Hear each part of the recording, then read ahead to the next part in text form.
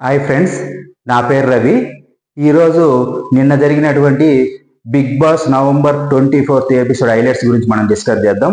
నిన్న జరిగినటువంటి Bigg Boss November 24లో యస్మి గౌడ ఎలిమినేట్ కావడం జరుగుతుంది.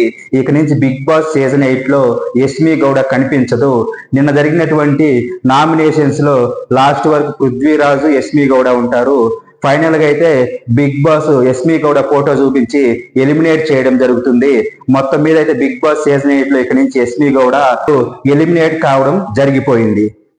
ఇక ఈ షో స్టార్ట్ కావగానే నాగార్జున గారు చెప్తారు, స్నేక్ అండ్ ల్యాడర్ గేమ్ లో మొన్న ఇద్దరు కలిసి పోటీ పడ్డారు, గౌతమ్ అండ్ నిఖిల్. గౌతమ్, నిఖిల్ 2 గ్రూప్స్ గా విడిపోయింది, ఒక్కొక్కరి సైడ్ 4 నెంబర్స్ ఉందండి అని చెప్తారు. ఇక గౌతమ్ వచ్చేసి ప్రేరణ, ఎస్పి, అవినాష్, తేజ 4 నెంబర్స్ ఉంటారు. నిఖిల్ సైడ్ గ్రూప్ లో వచ్చేసి రోహిణి, విష్ణుప్రియ, నబీలు, పృథ్వీ ఈ 4 నెంబర్స్ వచ్చేసి నిఖిల్ టీమ్ లో ఉంటారనమాట. మొత్తం మీద అయితే వీళ్ళిద్దరు 2 గ్రూప్స్ గా విడిపోవడం జరుగుతుంది. ఆ 2 గ్రూపుల మధ్య నాగ్ గారు ఒక చిన్న గేమ్ క్రియేట్ చేయడం జరుగుతుంది.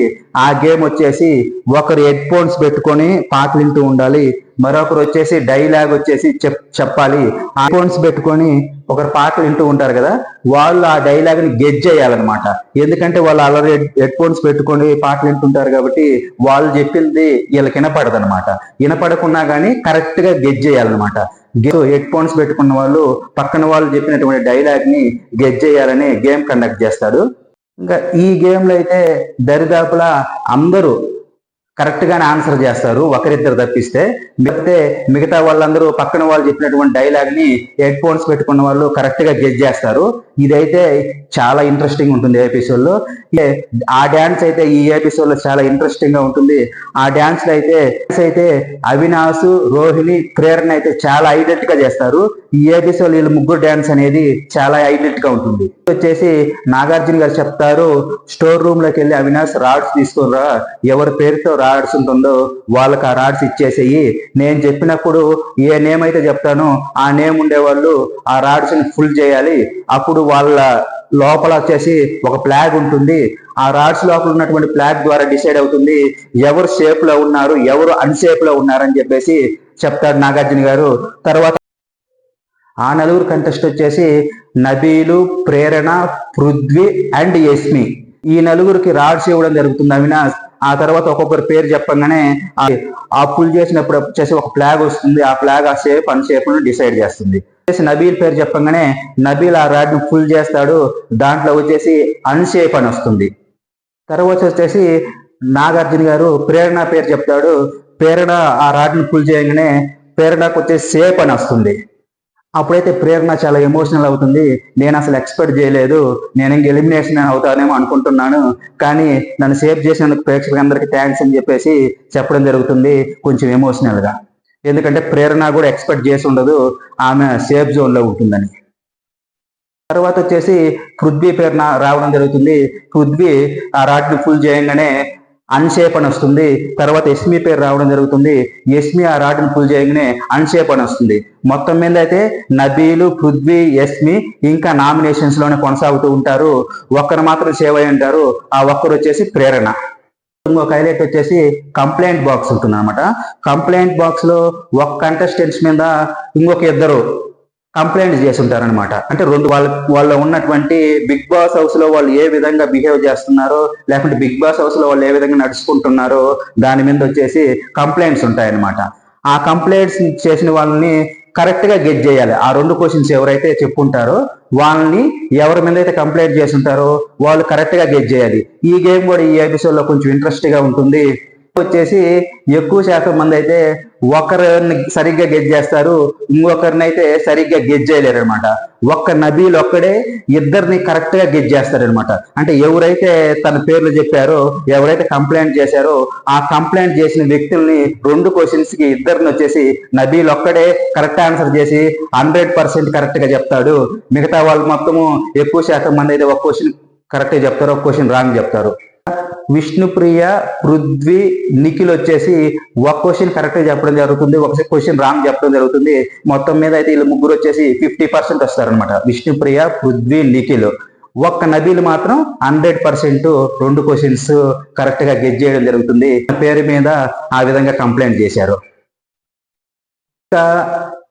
ఎలిమినేషన్స్ లో భాగంగా ఆల్రెడీ ఒకరు సేఫ్ జోన్ లో ఉంటారు కదా ప్రేరణ. ఇక మిగతా 3 కంటెస్టెంట్స్ లో ఇంకొకరిని సేవ్ చేయడానికి బిగ్ బాస్ ఒక పౌచ్ ఇవ్వడం జరుగుతుంది అనమాట మిగతా 3 కుటుంబ సభ్యులకి. ఆ 3 నబీలు, పృథ్వీ, యస్మి అనమాట. వీళ్ళ 3కి బిగ్ బాస్ ఒక పౌచ్ ఇవ్వడం జరుగుతుంది. అసలు వాళ్ళు ఓపెన్ చేసి చూసినప్పుడు దాంట్లో సేఫ్ అన్సేఫ్ అని ఉంటుంది. ఆ విధంగా ఒకరిని సేఫ్ జోన్ లో తీసుకెళ్ళడం జరుగుతుందని చెప్పేసి నాగార్జున గారు చెప్తారు. పౌస్ ఓపెన్ చేసినప్పుడు ఆ పౌస్ లో వచ్చేసి 4 sides 6 అని ఉండాలన్నమాట. 4 sides కానీ 6 ఉంటే వాళ్ళు సేఫ్ జోన్ లో ఉన్నట్టు. ఆ 4 sides 6 కాకుండా ఒక సైడ్ వేరే నెంబర్ ఉన్నా కూడా వాళ్ళు అన్సేఫ్ జోన్ లో ఉన్నట్టు అనమాట. మొత్తం మీద ఈ పౌస్ ఫస్ట్ వచ్చేసి యస్మి పేరు చెప్పగానే యస్మి ఓపెన్ చేస్తుంది. యస్మికి వచ్చేసి 6 కాకుండా 4 sides వేరే నెంబర్స్ వస్తాయి. ఆల్రెడీ యస్మి కూడా ఇంకా నామినేషన్ లో కొనసాగుతుంటుంది. తర్వాత వచ్చేసి నబీల్ పేరు చెప్తారు. నబీల్ పౌస్ ఓపెన్ చేయగానే 4 sides 6 ఉండే విధంగా నెంబర్స్ ఉంటాయి. అంటే 4 sides 6 ఉండే విధంగా డాట్స్ ఉంటాయి అనమాట. 4 sides 6 డాట్స్ ఉంటాయి అనమాట 4 sides. కాబట్టి నబీల్ వచ్చేసి సేఫ్ కావడం జరుగుతుంది. తర్వాత పౌచ్ వచ్చేసి పృథ్వీరాజు ఓపెన్ చేస్తాడు. పృథ్వీరాజు అయితే వేరే నెంబర్స్ ఉంటాయంట. అంటే ఒక సైడ్ డాట్స్ 5 అని, ఒక సైడ్ 4 అని ఇలా ఉంటాయన్నమాట. 6 అయితే 4 sides ఉండదు. కాబట్టి పృథ్వీరాజు కూడా నామినేషన్ లో ఇంకా కొనసాగుతూ ఉంటారు. మొత్తం అయితే 4 కంటెస్టెంట్స్ నామినేషన్ లో ఉన్న వాళ్ళు ప్రేరణ, నబీలు సేఫ్ జోన్ లోకి వెళ్ళగా పృథ్వీరాజు, యస్మి అలాగే నామినేషన్స్ లో కొనసాగుతూ ఉంటారన్నమాట. ఈ పృథ్వీ, యస్మిలు అయితే ఒకరినైతే నిన్నటి జరిగినటువంటి ఎపిసోడ్ లో కంపల్సరీగా ఎలిమినేట్ చేయడం జరగాలి. అప్పుడు వచ్చేసి బిగ్ బాస్ వచ్చేసి పృథ్వీ, యస్మిని గార్డెన్ ఏరియాకి నాగ్ గారు రమ్మంటారు. గార్డెన్ ఏరియాకి వచ్చిన తర్వాత వాళ్ళిద్దరు నిలబడి ఉంటారు. మీ ముందున్నటువంటి డోర్ ఆధారంగా ఆ డోర్ ఓపెన్ చేయగానే దాంట్లో వచ్చేసి ఎవరి పేరైతే ఎలిమినేషన్ అని ఉంటుందో వాళ్ళు బయటికి వెళ్ళిపోవాలి. అంటే ఎవరి పేరైతే అన్సేఫ్ అని ఉంటుందో వాళ్ళు ఎలిమినేట్ అయిపోయి బయటికి వెళ్ళాలి. అయితే డోర్ ఓపెన్ కాగానే ఉంటుందో వారి పేరు మీద ఎలిమినేషన్ అని రాయడం జరుగుతుంది. వాళ్ళు బిగ్ బాస్ హౌస్ నుంచి ఈ వారం వెళ్ళిపోవాలి అని చెప్పేసి ఇద్దరిని డోర్ ముందు గార్డెన్ ఏరియాలో ఆగారు. తర్వాత అయితే డోర్ ఓపెన్ చేయగానే ఫస్ట్ యస్మి ఎలిమినేటెడ్ అని చెప్పేసి ఫోటో వస్తుంది. ఆ తర్వాత యస్మి బిగ్ బాస్ హౌస్ నుంచి వెళ్ళిపోవడం జరుగుతుంది.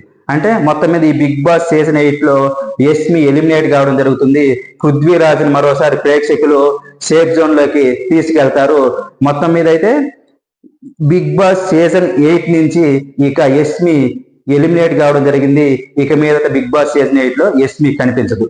ఓకే ఫ్రెండ్స్, ఈ వీడియో మీకు నచ్చినట్లయితే వెంటనే లైక్ చేసి సబ్స్క్రైబ్ చేయండి ఫ్రెండ్స్. అంతేకాకుండా మన ఛానల్ ని ఎవరైనా ఫస్ట్ టైం చూస్తున్నట్లయితే ప్లీజ్ సబ్స్క్రైబ్ ఫ్రెండ్స్.